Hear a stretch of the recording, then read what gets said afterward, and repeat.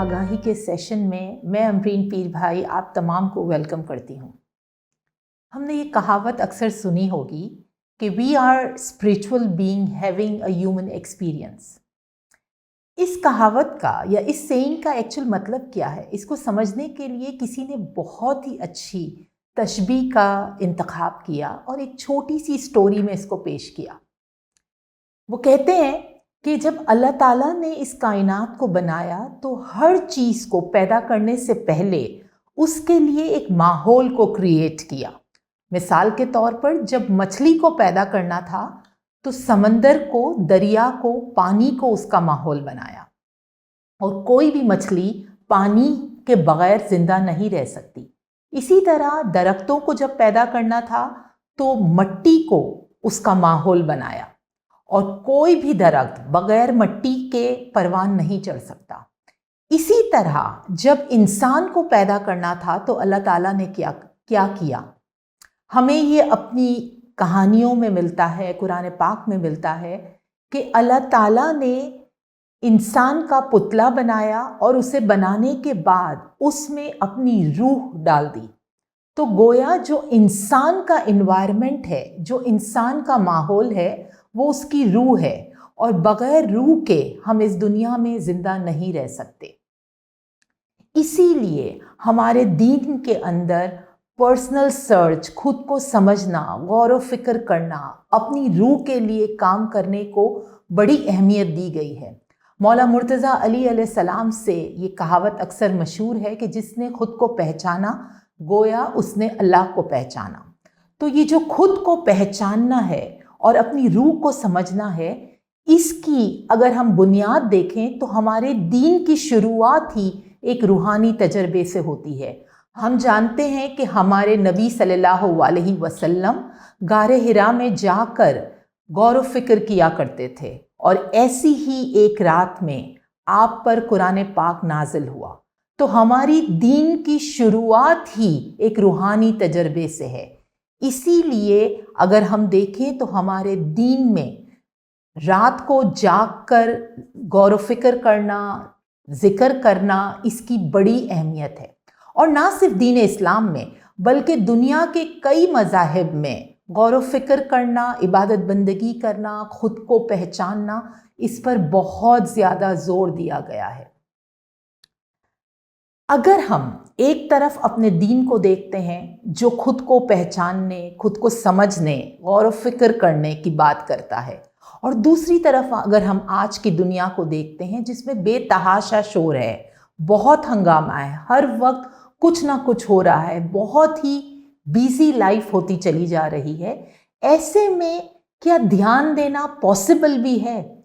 बल्कि हम जब एक ध्यान होने की बात करते हैं, लेकिन अगर आज की दुनिया को हम सही तौर पे देखें तो एक ध्यान होना तो दूर की बात, ध्यान देना मुश्किल होता जा रहा है।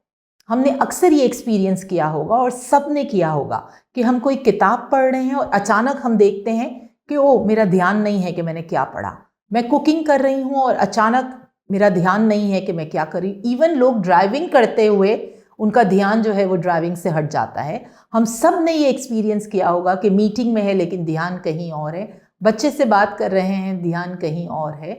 और इस पर ये एक बढ़ता हुआ फिनोमेना है।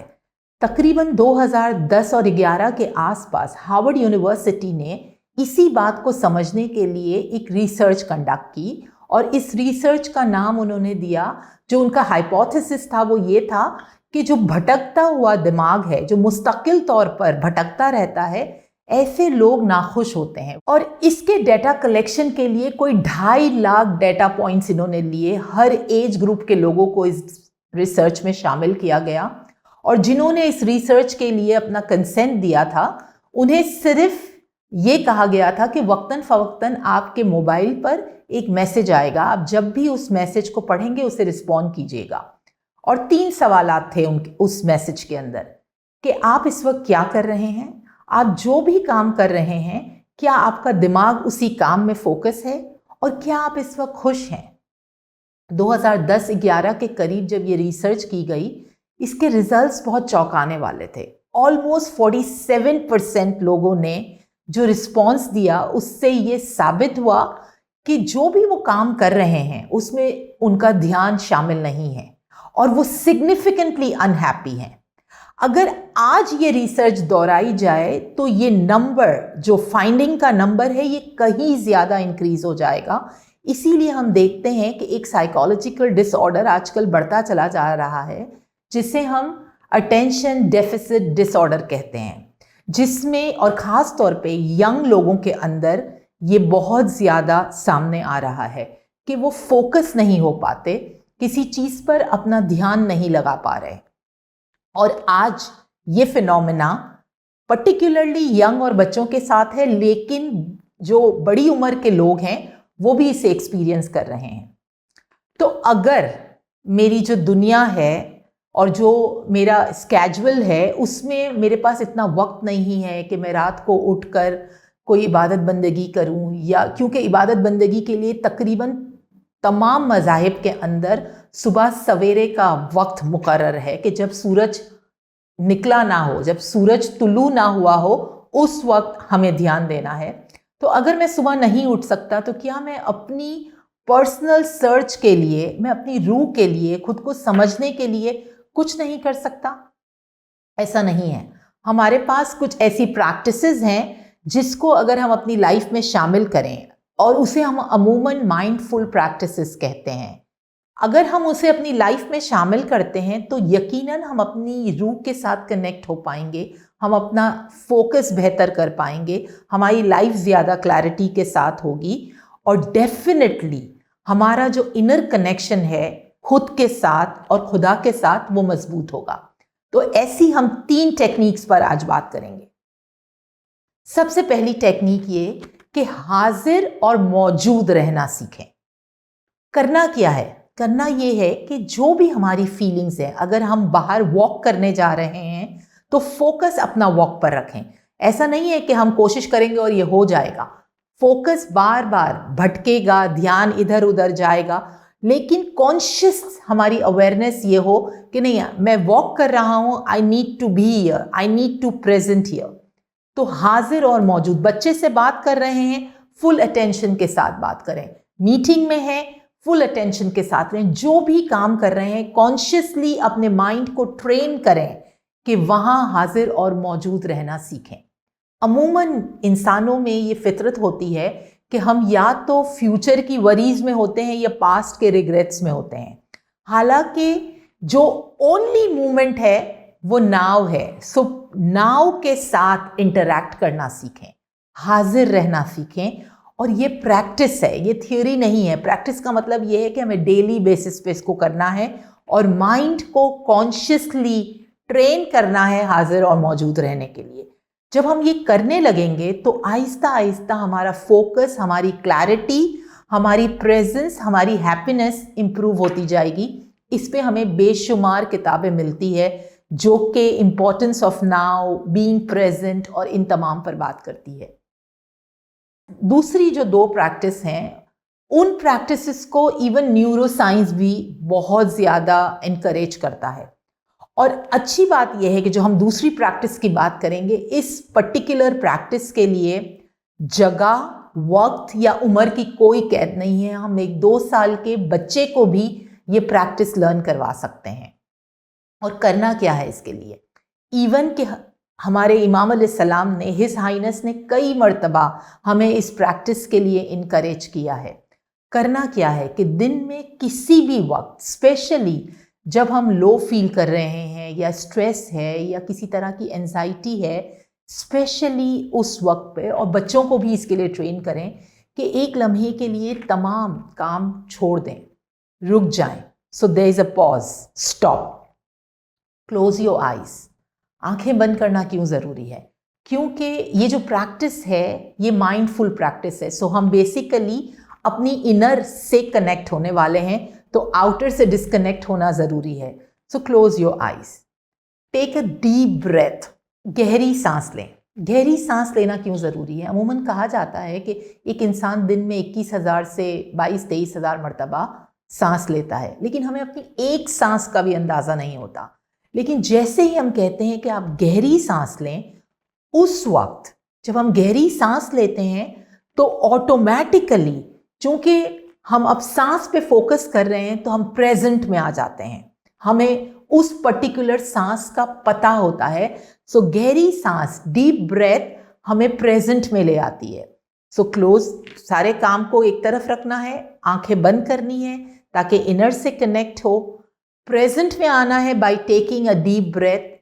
और जिस भी रिलीजन को हम बिलीव करते हैं, अगर हम मुसलमान हैं तो या अल्लाह या प्रॉफिट या इमाम हो, जिसका नाम हम चाहें हम ले सकते हैं और इस प्रैक्टिस को 2-3 दफ़ा हम दोहरा सकते हैं।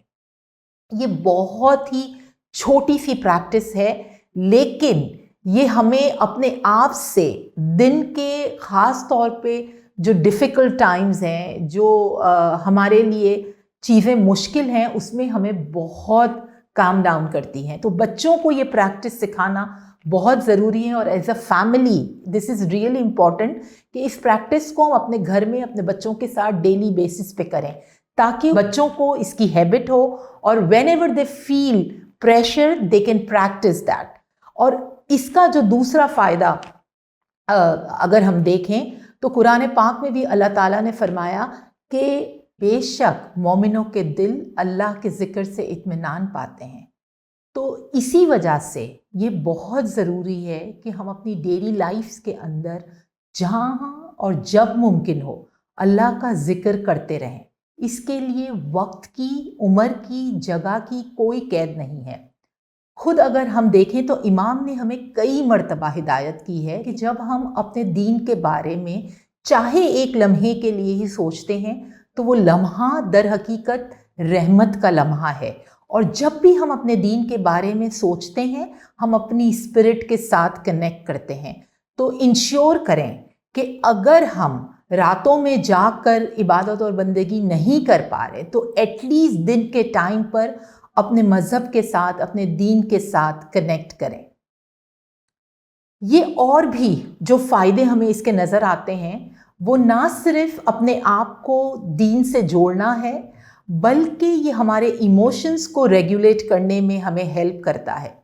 अगर हम देखें कि आजकल बहुत सारी वेस्टर्न स्कूल्स में जब बच्चे किसी भी वजह से कुछ मिसबिहेव करते हैं तो उन्हें पनिश नहीं किया जाता, बल्कि स्कूलों के अंदर माइंडफुलनेस के रूम्स बनाए गए हैं कि आप बच्चे को उस रूम में जाने का कहते हैं और उनसे कहते हैं कि जो कुछ आपने किया उस पर सोचें, रिलैक्स करें।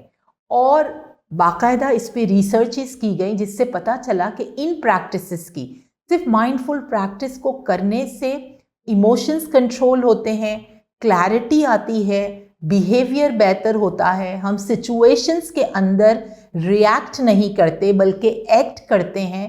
तो ओवरऑल हमारी जो परफॉर्मेंस है एज ए ह्यूमन बीइंग वो बहुत इम्प्रूव होती है just by focusing on mindful practices. तीसरी और आखिरी चीज़ जो हम अपने आप को समझने के लिए, अपने इनर से कनेक्ट करने के लिए, अपने आप को ध्यान की प्रैक्टिसेस में आगे ले जाने के लिए कर सकते हैं वो है वॉच योर थॉट। अपने ख्यालात पर गौर व फिक्र करना कि हम दिन में क्या सोच रहे हैं। कहा जाता है कि एक इंसान दिन में तकरीबन 60,000 ख्यालात उसके जहन से गुजरते हैं और अमूमन उसका बेशतर हिस्सा ओवर थिंकिंग या नेगेटिव थिंकिंग या वरी वाला होता है। पर्सनल सर्च की इस सफ़र में अपनी सोच को ध्यान में रखना, उसे समझना और उसे इम्प्रूव करना क्यों ज़रूरी है, ताकि हम अपनी नेगेटिव जो भी थिंकिंग है या ओवर थिंकिंग है या ऐसी चीज़ें हैं जो हम बिला वजह सोच रहे हैं उसको क्लीन कर सकें। तो जैसे ही हम उसे क्लीन करना शुरू करेंगे हमारा फोकस बेहतर होना शुरू होगा। हमने प्रॉफिट मोहम्मद सल्लल्लाहु अलैहि वसल्लम की ये हदीस लाजमन सुनी होगी कि अमल का दारो मदार नियत पर है। इस हदीस के क्या मायने हैं? क्यों हमारी जो थॉट है, जो हमारी नियत है, उससे सारी चीज़ें निकल कर आती है। और साइंस आज इस बात को प्रूफ करती है कि जो हमारे थॉट्स हैं वही हमारे वर्ड्स बनते हैं, फिर वही हमारे एक्शंस बनते हैं, वही हमारी हैबिट्स बनती है, उसी से हमारा कैरेक्टर बनता है और इवेंचुअली हमारी डेस्टिनेशन उसी से डिसाइड होती है। तो अपनी थॉट्स को ध्यान में रखना और बार बार सोचना कि मैं इस वक्त क्या सोच रहा हूँ। अल्लाह ताला ने इंसान को इतनी खूबसूरती से बनाया है कि अगर मेरी थिंकिंग नेगेटिव है तो वो मैं खुद बहुत आसानी से पता कर सकता हूँ, और हमारी जो सोच है उसका डायरेक्ट रिफ्लेक्शन हमारी फीलिंग्स पर आता है। तो अगर हम जर्नली अपनी लाइफ के बारे में ओवर स्ट्रेस्ड हैं या परेशान हैं या खुश नहीं हैं, ये शो करता है कि हमें अपनी थिंकिंग की क्लिनजिंग की ज़रूरत है। लेकिन मैं अमूमन तौर पर खुश हूँ, मेरे जज्बात बहुत पॉजिटिव हैं, ये शो करता है कि मेरी जो सोच है वो बेहतर है। ऐसा नहीं है, किसी भी इंसान के लिए ये नामुमकिन है कि वो कुछ भी बुरा ना सोचे, लेकिन हम उसकी जो इंटेंसिटी है उसको बेहतर कर सकते हैं। सो अपनी सोच पर ध्यान देना स्पिरिचुअल प्रैक्टिस के अंदर बहुत ज़रूरी है। हमने जो 3 प्रैक्टिसेस की आज बात की है कि हाजिर और मौजूद रहना सीखें। दिन के किसी भी वक्त निकालें, रुक जाएं, आंखें बंद करें, गहरी सांस लें, अल्लाह या प्रॉफिट या इमामों के नाम पुकारें, या अपनी सोच के बारे में सोचें और उसे पॉजिटिव करना शुरू करें, अपने इमोशंस पर काम करें। ये तमाम प्रैक्टिसेस माइंडफुलनेस की प्रैक्टिसेस हैं। जब हम कोई भी नया काम शुरू करते हैं, कोई बिजनेस शुरू करते हैं, तो हर चीज़ 50-50 के साथ आती है कि हम उसमें कामयाब भी हो सकते हैं और उसमें कोई नाकामी भी हो सकती है। लेकिन ये उन चंद प्रैक्टिसेस में से है जो 100% गारंटीड के साथ आता है कि आप जब भी इन प्रैक्टिसेस में इंडल्ज होंगे तो यकीनन ये हमारे लिए खुशियाँ, रहमत, पीस, कंट्रोल और इनर कनेक्शन लेकर आएगा। तो ओवरऑल अगर हम देखें तो खुद के साथ कनेक्ट करना इज़ 100% प्रॉफिटेबल टास्क, और आजकल हम बगैर प्रॉफिट के कोई काम नहीं करते।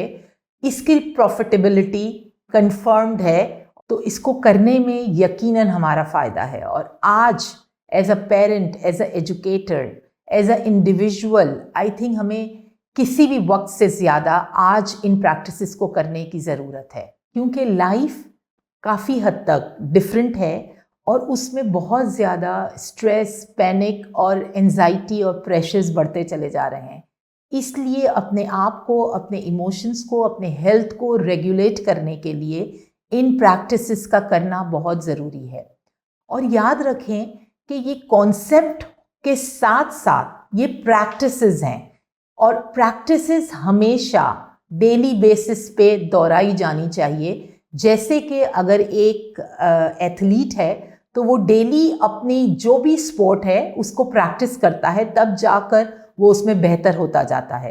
तो कोशिश करें कि इन प्रैक्टिसेस को हम डेली बेसिस पे अपनी लाइफ में जगह दें, अपनी फैमिलीज़ में एज अ कलेक्टिवली हम इन प्रैक्टिसेस को घर पे दोहराएं और कॉन्शियस रहें, क्योंकि कॉन्शियस होने से हम माइंडफुल होते चले जाते हैं। और फिर जब भी हम मेडिटेशन के लिए आगे आएंगे तो यकीनन ये फोकस, ये माइंडफुल प्रैक्टिसेस हमारे ध्यान को एक ध्यान होने में मदद देगी। अमूमन जब हम इस तरह की चीज़ों के बारे में बात करते हैं, हम इबादत और बंदगी के बारे में बात करते हैं, ध्यान की बात करते हैं, तो लोग एक सवाल करते हैं कि कोशिश बहुत करते हैं लेकिन ध्यान नहीं लगता, या ध्यान बार बार भटक जाता है, या दिल नहीं चाहता। ये बड़ा कॉमन एक सवाल होता है लोगों का। जब यही सवाल किसी सूफ़ी से पूछा गया तो उसने क्या खूबसूरत रिस्पॉन्स किया है, मुझे बहुत पसंद है। उस सूफ़ी ने फरमाया कि हाज़िरी लगती रहनी चाहिए, महबूब को पता चले कि मैं आया हूँ, हाजिर रहते रहते एक दिन सबक याद हो ही जाएगा। तो ये बहुत इम्पॉर्टेंट है कि हाज़िरी लगती रहे, उसके दरबार में उसकी याद हमारे दिलों में हमेशा ज़िंदा रहें। और किसी शायर ने क्या खूब कहा है कि उसके दर पे सुकून मिलता है, उसकी इबादत से नूर मिलता है, जो झुक गया अल्लाह के सजदे में उसे कुछ ना कुछ ज़रूर मिलता है। तो आज जो हमने एक छोटी सी कोशिश की है कि अपने आप से हम कैसे कनेक्ट हो सकते हैं, हम अपनी स्पिरिट से कैसे कनेक्ट हो सकते हैं, अपने इनर से कैसे कनेक्ट हो सकते हैं, जो कि इवेंचुअली हमें खुदा से कनेक्ट होने में मदद देगा।